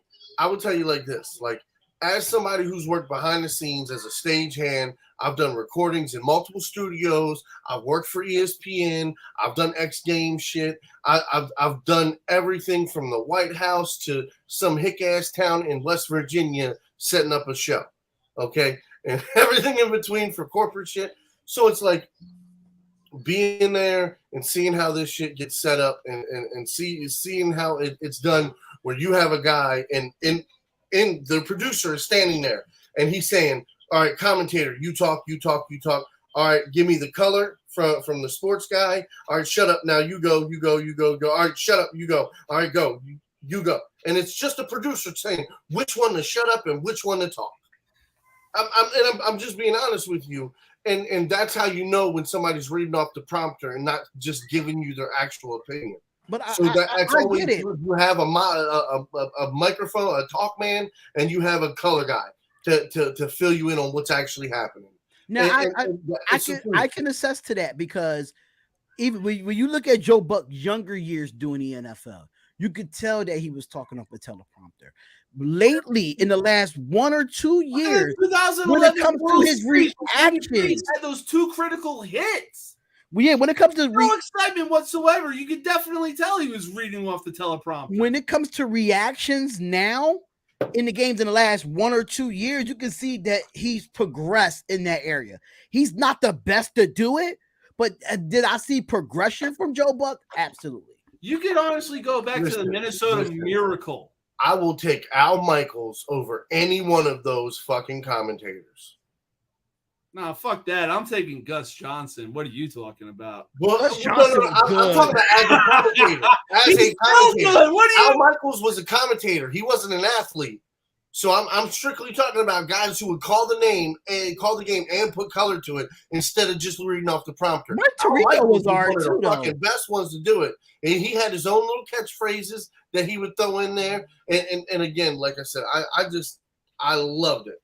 What about when John Gruden was in the booth? I like John Gruden when he was in the booth. Give me John Gruden I didn't care for him, but I liked him in the booth. Come on, but give me Gruden any day of the week. That man, oh my, especially on Monday Night Football. Yes, I kind of miss his voice on Monday Night Football, honestly. Like he was. I wanted him to stay in the booth. I did not want him to come back. He was a modern day John Madden. Like that dude had the X's and O's on the screen. He was just everywhere when it came to the instant replay. And he was one of those ones like, I don't know why they called that play. Why would they call that? Yeah. He was really bold about it when he did it on Monday Night Football. He was really bold.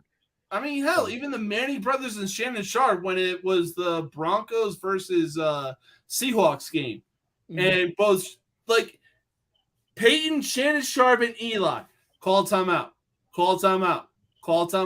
Broncos, what the fuck are you doing? Call a timeout. Now you're going to kick a 66-yard field goal. That's on y'all. Like, they knew what they were doing, but right. Russell Wilson and Nathaniel Hackett were like, yeah, fuck it. We got time to kill. What does it matter? All right, so let's get into this now. And I want to know if y'all agree with this. Was this right thing to do? Understand that Bryce Young was the number 1 overall pick in the draft, but even before him playing a game in the NFL, they named him the starter over Andy Dalton and what's the other rookie, Matt Corral. So, I mean, I'm gonna be completely honest. Say that again. That first part. They made him the starter before Frank Wright, the Carolina Panthers made Bryce Young the starter over Andy Dalton and Matt Corral. Okay, yeah, that makes sense. So it kind of makes sense, but I'm kind of nervous. I'm nervous for this man because he looked like a junior varsity quarterback when he's out there with a uniform on. I mean, I'm not trying to make a comparison or nothing, but at the same time, like when Granted, he's like Kyler Murray, bro. Yeah, like granted, Cam Newton, when he came to Carolina, was a rookie and he got to go like, hey, you're our starter. The Panthers did put up good numbers, but I mean, the Panthers now don't exactly have the kind of players that they had back then when Newton was a starter.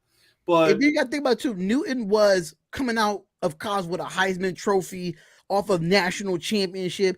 Kind of like the same as Bryce Young, but the size and the difference is the difference for me when it comes to Bryce Young. Bryce Young is what, like damn near almost barely 6 foot, not even 200 pounds, and you're a quarterback and you look like, I'm telling you, when he puts on a jersey, he is so skinny, bro. Somebody need to give him a Philly cheesesteak at this point. Like, the one thing I've seen going around social media is that it's the gif from that one movie, Little Big Man, with the Marlins brothers. Mm-hmm. And one of them plays that like little midget criminal. Yeah, Marlon Wayne. Yeah, Marlon plays the midget. Yeah. And during the football game, it's basically the gif of him running with the football, and it's like Bryce Young in week 1 going to be looking like, and it's like, yeah, like that dude is going to look smaller than Kyler fucking Murray on that field. Now, I really want to see what Frank Reich does with him, though. What type of, because I know he's an offensive mindset. He has an offensive mindset, I wouldn't say guru, because I don't think he's a guru, but I just think he's great offensively. I just want to see how they're going to work around his height and his size. Do they keep him in shotgun? Do they keep him? Do they put him under center to our run plays? How would they? How they want to do that? It's less about that, and it's all about the offensive line. You have to run a zone blocking scheme, which means you have to put gaps between your offensive linemen, which means they have to double team block to give you a view. Okay? Look what happened to the Bears when they had literally nobody on the O-line. Justin Fields was running for his life. I mean, or what you could do is this: if you're Frank Reich, I know it's only college football. The Carolina Panthers have a decent offensive line and a couple young guys. So the whole thing is it's more about the coach. So they as long as the coach can keep coaching them guys up, I believe Trey Turner is still there. Trey Turner's not there. Trey Turner's not there. I think he just signed a contract yesterday with another team, if I'm not mistaken. They do have some offensive weapons, being DJ Shark and Adam Thielen. So, I mean, it's not all bad for the kid. Yeah, no, I mean, that's what I'm saying. Like, he's got some veterans around him. Mm-hmm. I believe as long as the offense, and that's the whole thing. In a zone blocking scheme, it's like a double team. Okay, so the only real person that's kind of singled out is the center, and the center is usually only blocking one person any fucking way. Okay? Right. Or he's the swing man. And that's what I love about a zone offense. Because if you're running the ball, it's not the guard you have to watch swinging. It's the center. Yeah. So these are the wide receivers that they have on their roster for the Carolina Panthers. They got Terrence Marshall Jr., DJ Shark, Adam Thielen, Shi Smith, Laviska Shenault, Jonathan Mingo, Derek Wright, Demir Bird, and CJ Sanders, and Gary Jennings. That's all CJ Sanders. That's that's their roster. I'm looking at their depth chart right now as far as wide receivers go. Okay. Yeah, like I said, there's and Terrence Marshall came from LSU. He was a part of that LSU squad. He was the last one to come out of the LSU squad with Jamar chasing him. So he's still gonna be. It's some young receivers. It's not a DJ Moore, but I mean, okay, he's a kid. Okay, I was thinking of the quarterback. No, Emmanuel Sanders. Oh, Emmanuel Sanders. Yeah, that guy was good though. He was a good receiver. He was a very good receiver in the league. Like I said, there's a YouTube channel that I follow, Chisel Adonis, and he does like his own football commentary. I know Chisel because me and him used to be a part of this network called Fan to Fan Network. That guy was one hilarious YouTube personality, especially when it comes down to his Pittsburgh Steelers. He will get on his Pittsburgh Steelers in a heartbeat. Like he die hard. The nicknames that he comes up with for certain types of football players are just insane, and it's just one of those things where like it sticks, you know. And he does his own commentary for all like leagues. He do USFL, XFL, NFL, and he puts his own commentary over it. And you will die for 20 minutes watching that commentary. And he does it for every game. He does commentary for each play of a game during that week. And like I'll be sitting here like, how do he come up with this type of comedy? Like, how do he come up with it? Like, what? That's what I'm saying. I've been watching the guy for a hot minute. Like, it just every time when I was deployed to Kuwait and it was like, oh, another week of football has gone by. Let me bring up YouTube to like actually see what happened. I had the volume turned up, and most of the guys that I work with are like, dude, who are you watching? Why is he screaming so much? I'm like, this man, when it comes to football commentating, is just doing his thing. He's doing his thing, and it is priceless. Yeah, it is priceless. But I feel like when it comes to Bryce Young in an instance, we just gotta. I want to see him in some preseason games. That's what I not like. Give me like one series with him, or like one or two series. He could do one or two series in the first two games and don't play the third. I'm gonna just say this. I'm with that. Right now, we've only seen two quarterbacks from Alabama actually like thrive in this league, or actually three. Yeah. Jalen Hurts, Tua, granted, and Mac Jones. We've seen Tua. Granted, he's been lucky to even stay healthy, but when he's healthy, man, he's on. Right. We've seen Jalen Hurts. I mean, the amount of talent that the Eagles have put around him is insane, and he has thrived. Like, he got the Eagles. Granted, the head coach that they have. The Eagles went to the Super Bowl with him under center and their head coach. And then obviously Mac Jones. He's learning under one of the best minds in the NFL, being Bill Belichick. Granted, they really don't have anybody, and the Patriots. I'm gonna try. They got O'Brien from Alabama. They do, and definitely Mac Jones will thrive with Bill O'Brien being the offensive coordinator. But man. Oh, fucking man. If the Patriots signed DeAndre Hopkins to be their number one wide receiver, and me and Mac talked about that, how they dropped the ball. Hell of a lot deadlier. Oh, me and Mac talked about how they dropped the ball completely on the DeAndre Hopkins. That's what I'm saying. But, I mean, so right now with Bryce Young, it's really a matter of, like, can he be the fourth Alabama quarterback to actually thrive in this league? Granted, he's not there in size and stature, but it's like, dude, you got three alums doing their thing in the league. Just do your thing and be that fourth guy. Yeah, just do your thing. I mean, it like before I got cut off, and I was saying to Matt, like, if Frank Wright go look at what is his qualities, Alabama, if you could translate that over to the NFL of what he did at Alabama, not as far as QB running, because we know he did a lot of zone reads or like pistol formations, but if you see what he did offensively, throwing the ball that made him effective from the shotgun position, I think he will be fine. I think you shouldn't change what he does, but look at what he was comfortable with doing at Alabama, because if you look at the offenses in the NFL, and they're still in the that's why Frank Wright took him. That's why the Carolina Panthers took him. That's why they wanted. That was the guy. That was their guy. They picked their guy. Wasn't he the head coach when the Colts had Andrew Luck as their quarterback? No, I don't think he was the coach. He came after. He was the coach around Carson Wentz, Jacoby Brissett. That time. Okay. Yeah, because I was gonna say I'm pretty sure he was one of the coaches that was going through like the whole cancer thing. Andrew Luck shaved his head, and don't know. I must be thinking of the different head coach. Yeah, you're thinking of Chuck Pagano. Yeah, that's it. Yeah, because I remember a specific game when we won our second Super Bowl. I was gonna say I remember a specific game when it was the Colts and Texans, and oh my God, what the hell is his name? The running back for the Texans at the time. Foster? It was a few of them. Adrian Foster?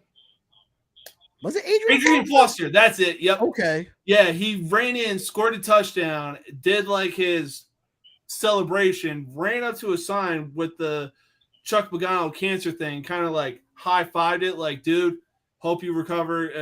It was just one of those moments where you got to appreciate it. Well, hey, listen, Chuck. I liked the Chuck Pagano at one point, but the Indianapolis Colts. I'm looking forward to. We talked about their uniforms. I think Mac don't really like their uniforms. Bro, they did. I'm sorry, but the ump just got cussed out by Mateo, dude. He called. I mean, you're talking 6 inches out of the strike zone, and he called a strike. Mateo gave him. No. Dirt at him. You want to see a horrible umpire? Look at the game last night between the Toronto Blue Jays and the LA Dodgers. The home plate umpire missed 24 like obvious balls and strikes. And the Dodgers somehow still won. Now, real quickly, I know the trade deadline is coming up for MLB. I know a few trades went down, but I don't remember off the top of my head of those trades. I know somebody got traded from the Cardinals to the Dodgers. I forgot his name though.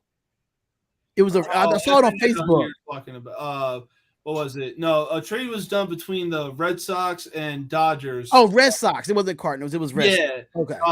The Red Sox are sending Kike Hernandez back to LA.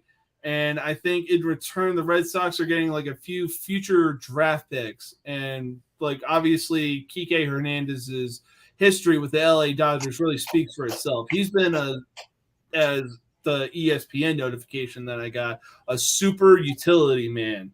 And obviously it showed. So who do y'all feel that's going to be traded by the trade deadline at MLB? Because I know it's heating up and I know it's coming around the corner. Who's going to be traded? Will Ohtani be traded on a part of this as well? Do you think he will be Matt, where he going? Oh yeah. Where will he go though? If he does get traded, and y'all guarantee that he gets traded, where does he go? Top 3 farm teams. I'm just being honest with you. It's going to be one of the top 3 farm teams. I'm hoping it's the Orioles, and I'm hoping they don't have to overpay him, so we can actually pay him. Because no. The whole thing is, it wouldn't be a rental for us. It would be a buy. We would be buying him. We would be paying him that $720 million. Yeah.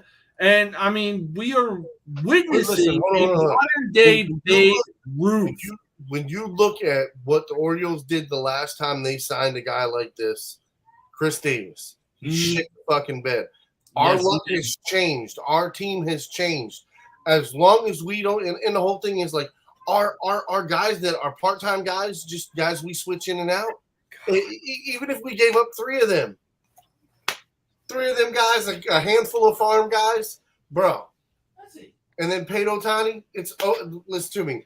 Playoffs are locked and loaded. Ohtani can pitch every 3 days. That means at least 2 times in every series you're getting an Ohtani pitch. So I got a question. Outside of Ohtani being traded, who else is on the trade block out there that's we all know Ohtani is the main one that's probably going to be traded at MLB. But who would be that next guy under him that's on the trading block that can actually do something with a team right now? So the Red Sox have a couple pitchers. I don't remember their names. I'm going to be honest with you. I did a little bit of reading earlier about it, and I watched a couple videos. But so the Red Sox have 2 pitchers. The Chicago Cubs have a pitcher.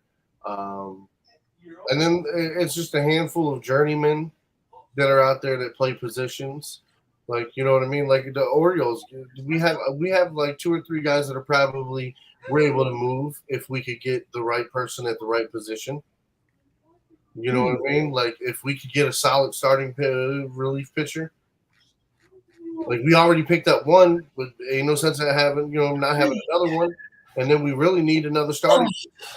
Like if we had another starting quality pitcher like Ohtani, it's sky's the fucking limit.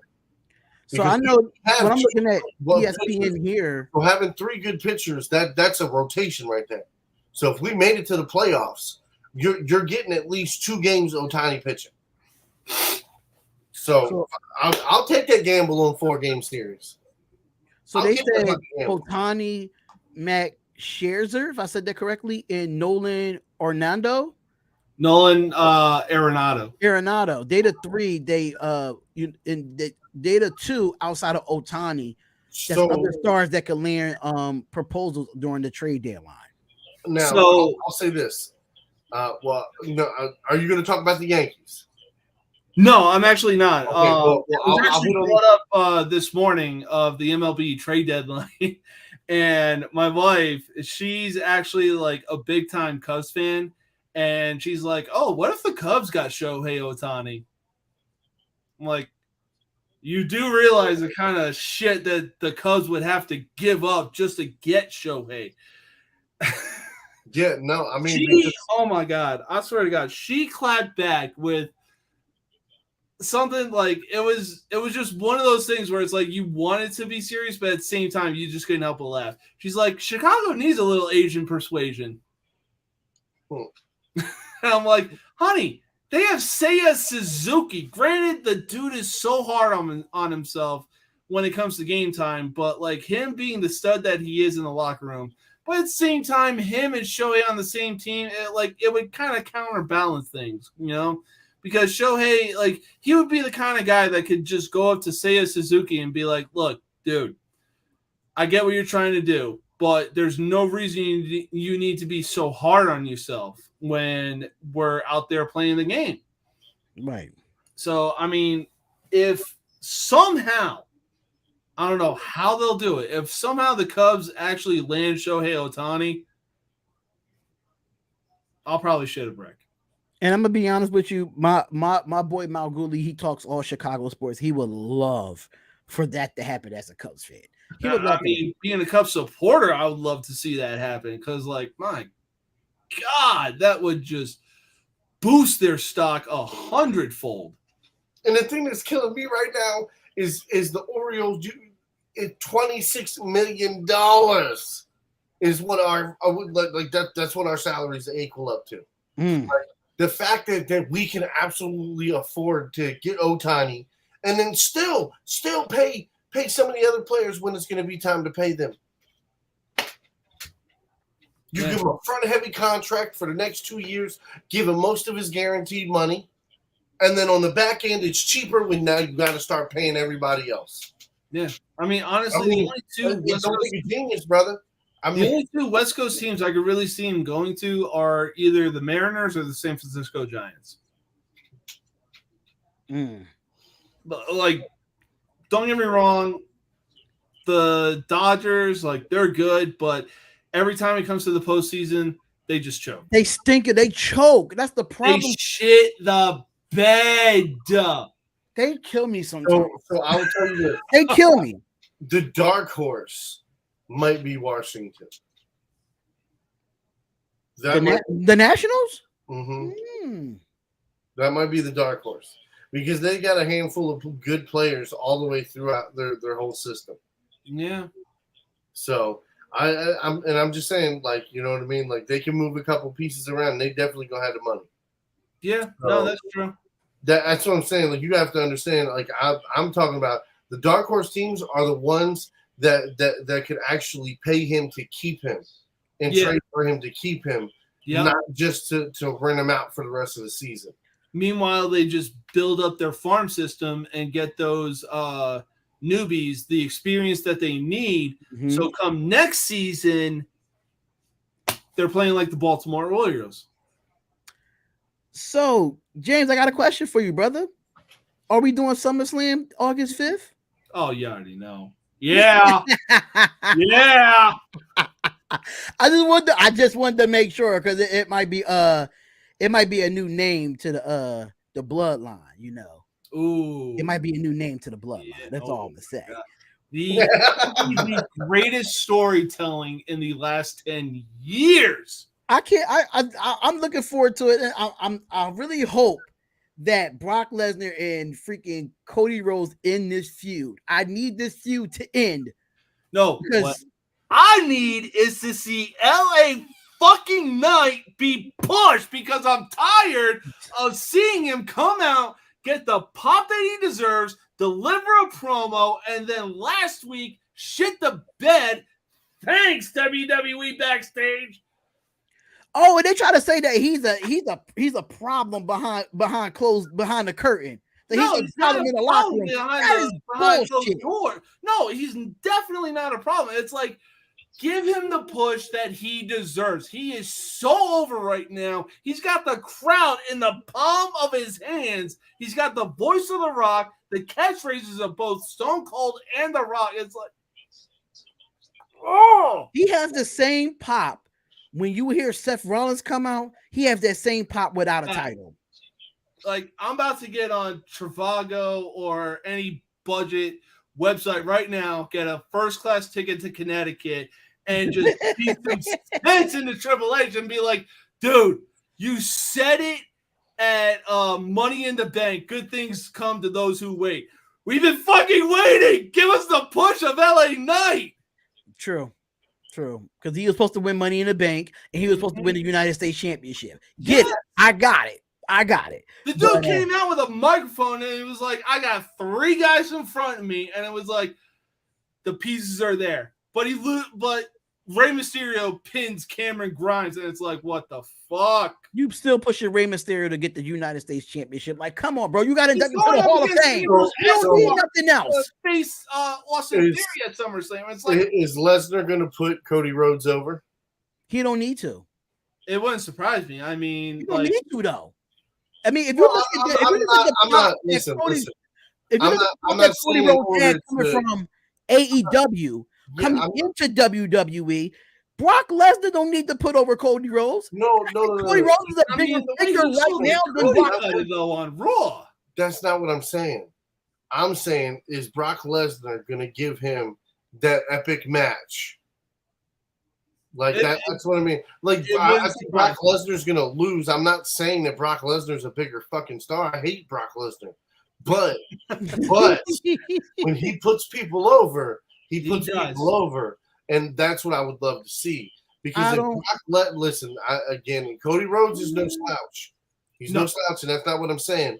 But I'm saying with Cody Rhodes giving his 100% and Brock Lesnar giving the 100% for the over, oh my fucking God. The only problem with that would be epic, because Brock Lesnar wouldn't just give it to him. Brock Lesnar would make him earn that shit. But the only problem with Matt, you smart.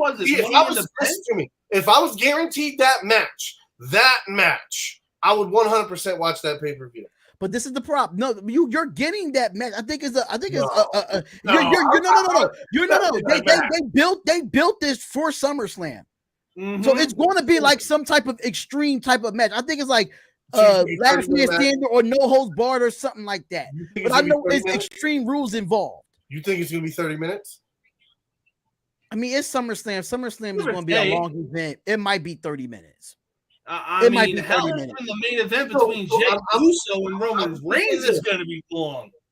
Yeah, Jey Uso and Roman Reigns is going to be at least an hour. So for wrestling, it's like this. If you can keep them entertained and you can keep the pop and the crowd in it for the entire match, which is usually on the cusp of the Uso solo 25 to 35, 40 minutes. If you're really fucking good and you can really keep them going. And the whole thing is, that's why Undertaker was phenomenal, because he didn't move fast all the time. He moved fast when he needed to and then slowed it down. The only problem I have with this match is with the writing of this match. How long it's going to be and how it's going to end. That is my issue, because remember the last match that we did, what was that? What was the event that we just did and it ended in like a no contest or disqualification or something like that? Can I say this? If Vince McMahon had anything to do with this ending, Brock Lesnar F5s his ass 3 times and pins him 1, 2, 3. I'm gonna just say okay, so it's because Cody got the first match, and then the second match it came to like what, no contest or something of that nature. Now it's the third match. Who's going to win? I'm gonna just say this: since Elimination Chamber, we have seen some seriously stacked cards on the pay-per-views. Like the men's Elimination Chamber was just phenomenal. One of the best matches of the night. It was comedic. It was entertaining. We finishing up, bro. Like it had you on the edge of your seat. And then oh my god, fucking Backlash! Don't even get me started. Oh yeah, that's what it was. It was Backlash. Yup. I think that's what we did. Now, Damian Priest and Bad Bunny, that should have been the main event. There's like, I dare anybody to even argue that. Like, there is no way Brock Lesnar and Cody Rhodes should have been the main event for Backlash. It should have been Bad Bunny, Damian Priest. That was like, that felt like the main event without being the main event. Right. Money in the Bank, just, there's no words to describe it. And now we got SummerSlam coming up at Ford Field, and it, like, the cards have been stacked. The matches have been amazing. Just there's no words to put in like how good the last few pay-per-views for WWE have been. Absolutely. And I can't wait to do SummerSlam. We will be doing a lot of reactions of SummerSlam. I'll be here all day watching that. I don't care how long it's going to be. I will be watching that on Peacock. So I mean, if you are available, because I know you'll be doing a lot of shit though. So if you are available, you could definitely come up there. But we're done with the show, man. Like we done with the show. We about to be at the 60th episode. I can't wait for that. I'm gonna have to start that one a little earlier. It's the 60th episode. 60 episodes is a lot. Shit. 60 episodes is a lot, but let them know where they can find you at, bro. Let them know where they can find you at. Yeah, so you can find me on all forms of social media, mostly Facebook, Instagram, and Twitter. It's been a while since I've been on TikTok trying to do my thing, but being marked as non-deployable, I'm trying to like get back into the rhythm of things, do what I need to do. But you can find me on all forms of social media. I'm about to hop on YouTube this Friday, do what I need to do, like make a video of predictions of a UFC pay-per-view coming up this Saturday, and I will be doing a live stream of that. StreamYard, I don't know what the hell y'all doing. I'm trying to do my main YouTube account, but y'all made a separate YouTube account that I gotta do, but it is what it is. So yeah. So Friday, I'll be making a video of my predictions for the UFC fight. Saturday night, 8 my time here in El Paso, I'll be doing a live reaction or a live stream for the UFC main event. Obviously, got Justin Gaethje and Dustin Poirier for the BMF heavyweight title of the world. Let's get it. Absolutely, man. Make sure y'all follow us all on social media at DHopkinsShow everywhere when it comes to Twitter, Facebook, Twitch. Everything is all there at DHopkinsShow. Make sure y'all, if y'all want to go to the Hall of Fame game or go to some preseason games, use that promo code SeatGeekDHopkins. Get $20 off your first purchase. We're out of here, y'all. We'll be back Friday, same time, same place. Darion Hopkins Sports Show. I will see y'all on Twitter and probably TikTok, because now I'm finally getting back on TikTok now. I don't know if y'all saw it. I posted the Trevor Lawrence to Calvin Ridley video. I posted the Saquon Barkley toe drag in preseason, and the Tua to Jaylen Waddle's catch. I posted that as well. So I'll be posting some more stuff on the TikTok as well. So we out of here, y'all. Peace, love, and blessings. We see y'all Friday night. We out of here, y'all. Peace.